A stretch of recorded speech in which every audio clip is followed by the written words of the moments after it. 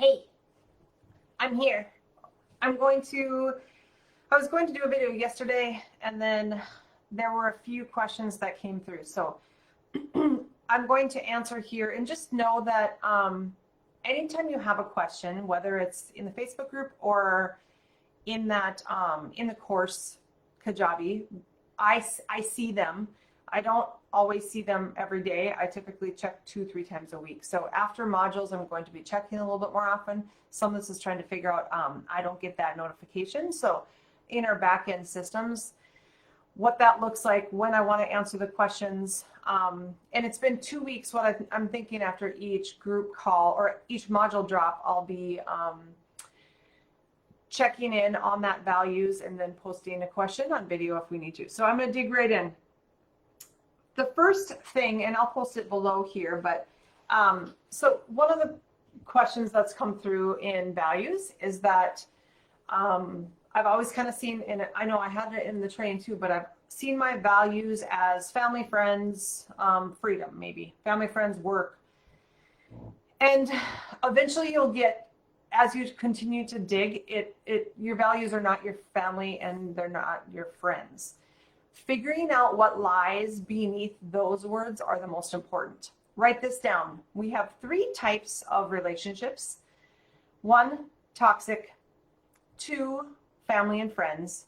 And 3, what's called 7th power. It's a Tony Robbins term. It's like your people, your tribe, people who are interested in personal development, people who are interested in nutrition, whatever your like ultimate, if you could create your inner circle of friends, that's who that is. So those are very different. Number 1, toxic. We could have a whole different module on toxic people. And the more aware you are of who's toxic and who's not, the more you will get them out of your life real fast. You could have family and friends who are toxic also. You can still get them out of your life real fast, or at least have communication with it, create a boundary with yourself and that person, possibly, maybe not, depends on your relationship. And then you could also have family and friends who are your 7th power group, your inner circle, the people you talk about, like the awesome stuff with. You read a new book and you're like, oh my gosh, you gotta listen to this. You have a new idea. Someone's not gonna say, that's dumb, don't trademark that. Whatever your thing is. So understand, when we're going through values, it is really important to know your people. And when we talk about circle of influence, it's important to know the types of people that are involved in that circle. So with that, when somebody has said, I did my values and my top 3 were not my family or friends, and I thought, oh my God, it's okay. Okay. My top 3 are not my family and friends either, but they are what my favorite, most connected family and friends are made of. What are those relationships made of? If it's, for me, it's connection and depth. Those are 2 huge ones. Some may think that means the same. But my 7th power of inner circle people have that. Whatever that is for you is what you're going to find in your values, under your friends, under your family, and then you don't have toxic anymore, hopefully. Okay? So friends, family, 7th power, figuring out what is it that you value of your favoritist people ever, of your favoritist feelings ever, of your favoritist places to go ever, whatever those things are, that's what your values are. Know that it's not about getting them, right? The gift is in the process. The gift is in the journey. It's not in the destination. It's not about like, oh, I finished module 2. I have all the questions answered. No, it's not. It's about thinking through them. I've gotten a lot of message on like, whoa, these are hard. I have never, ever in my whole entire life thought about them. Or 6 months ago, I did them, similar exercise, and they were totally different. Before and after a stressor, before and after transition, before and after a life event, they're going to be different. That's why it's really, really, really important to stay aware of how you feel. Because how you felt 6 months ago, maybe being with a certain group of people or going to a certain group of going to something, talking about something, having it be a pastime, a hobby, it might be totally different than now. And in your mind, you might think, oh my God, am I freaking crazy? Like, 4 months ago, this is what I wanted to do. Now I don't. Really? Why? How do you change so much? It's because your values changed, and it's okay. As you evolve, your circle will evolve. Now, I'm going to post a little training under, or a link under here for this. The card says it's honest whys, WHY''S, okay? So what this means is honestly asking why to yourself with what you're doing, what you're feeling, what you're thinking. So let's say today you felt frustrated. Asking yourself why. Why do I feel frustrated? Not in an energetically bound up way, like, oh my God, why am I frustrated today? But asking yourself why. Why is this? What has triggered me? There's a difference between approaching your life in a space of curiosity versus judgment. How can you truly be curious with how you think, how you feel, who you're spending time with, and whatever your thing is, versus judging it? So in the baseline, the foundation of how you feel is being more aware. Start asking yourself whys. If I want to go on a walk, well, why? It's like the 2-year-old that their brain is just starting to develop. They ask why all the time, and you just want to tell them, like, because I said so. That's not going to work when we're talking to ourselves. And second component to this is, if you're not honest with yourself, who the hell will be? Who will be? How can you be honest with yourself? Like, man, I did this yesterday and it didn't feel good. And start asking yourself why. What did it bring up? Something? Did you just have you didn't have fun doing it? What is it? Write those things down. That's what's going to start to create more awareness with your next decisions. I always talk about make quick decisions. If they're not quick, probably not coming from a true heart-centered place. It's different in weighing pros and cons on difficult decisions. That's not what I'm talking about. I'm talking about when you know it's right, say yes, right? When you know it's not, say no. Don't care about how everybody else will maybe perceive it. So ask yourself the honest whys. Be honest with yourself, because if you're not, who else will be? And be curious with yourself instead of judging. And always ask the whys so that you can get down to figuring out what makes you tick.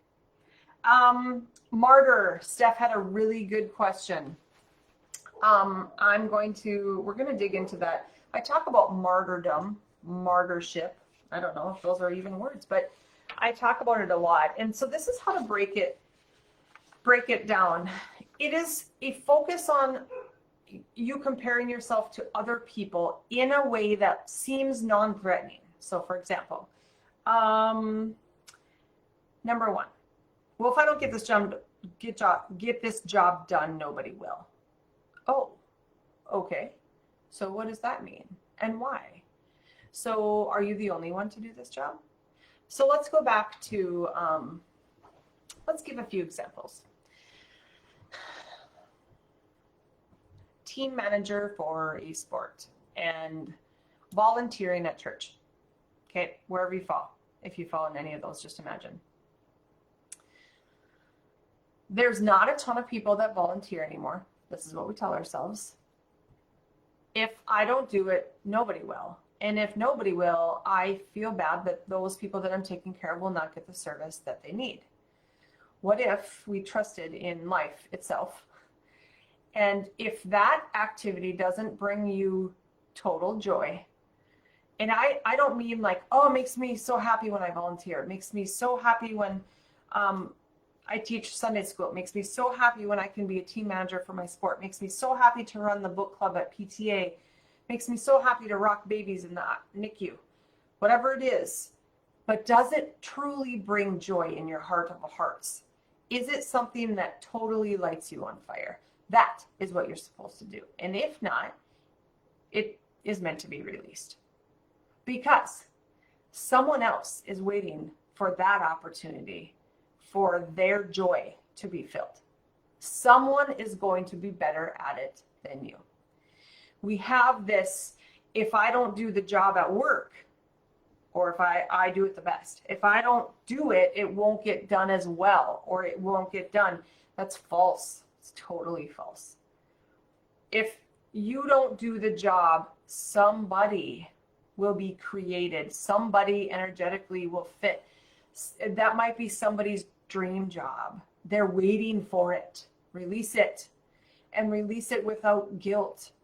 Because if it's not bringing utmost joy, which maybe 6 months ago it did, maybe 5 years ago it did, and now you're just on autopilot of like, I don't know, it's my 5th kid through school. I feel like I should probably do it for Johnny because I did it for Jane. That's not necessarily true either, because it's the most important to know how that makes you feel. That doesn't mean we leave our kids high and dry, or we leave our grandkids high and dry, or we leave our boss high and dry. It just means to start being aware of how things feel. Number 2 on martyrdom. I should be thankful because my neighbor just lost his job. I should be thankful because my aunt just got diagnosed with cancer. I should be thankful because whatever it might not be, I should be thankful. But looking at how your life is perceived compared to how their life is perceived is unfair. You have absolutely no idea what their life is like. So when we start to put our eggs in their basket, we are living in that perceived world based only on what we can see from the outside versus ours. Because as much as we should be happy with our life right now, we have great jobs, we can pay our bills, our kids are happy, they have friends, we get to travel with our spouse, whatever it is for you, that doesn't mean you're happy. It has nothing freaking to do with being happy.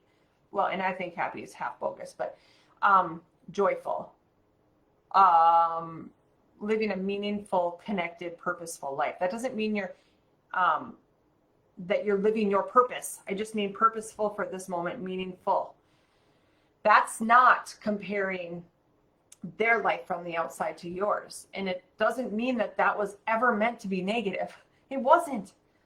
But there's so much pressure, and I should just be thankful. We have exactly what I thought we wanted.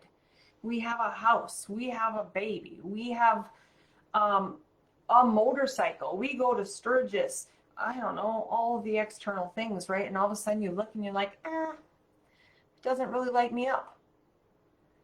That is going back to focusing on what you want, how you want to feel. Not that you should be happy because my friend Joan is having a hell of a time getting through her marriage. That doesn't mean anything. So Joan is struggling. Be who you are the best at and help Joan if you feel like you need to. But that doesn't mean that you should be happy because Joan's marriage is falling apart. That doesn't even make that much sense. So that's kind of what you'll start to recognize it a little bit more. And I would bet, knowing what I know about myself, knowing what I know about a lot of women that I've worked with one-on-one and through chiropractic, that this is happening a lot in our mind, like way more. You just think it's normal, right? So there may be some moments of like breaking the, breaking the skin. It may feel like everything is really tight, and all of a sudden I come in and I'm like, shh, crack that thing. And you might not always like how that feels when you feel aware of everything. Like, oh my gosh, what is right? What is wrong? It's nothing. It's nothing. It's just being more aware of how it feels. Does it feel good? Does it make your heart go fluttery? And if there's a conflict to get to the other side of a little bit more of a meaningful life, that doesn't mean that it makes your heart hurt. It may feel anxious, it may feel uncomfortable. That doesn't mean that's not the right next move. So, like I said, this was loaded, a little bit on values, a little bit on asking yourself without judgment why, and then martyrdom, Martyrville. I don't know, Margaritaville? No, not Margaritaville. Ask any questions that you guys have here. Otherwise, it looks like if everybody's voted, just kidding, only I think 11 or 12 have voted for next week. But right now, the winner of the call is on Tuesday. So Tuesday at 7 or Sunday. So get your vote in. I'll make note by Friday probably as to where we're at with everything. So love you all. Here's to kick-ass growth.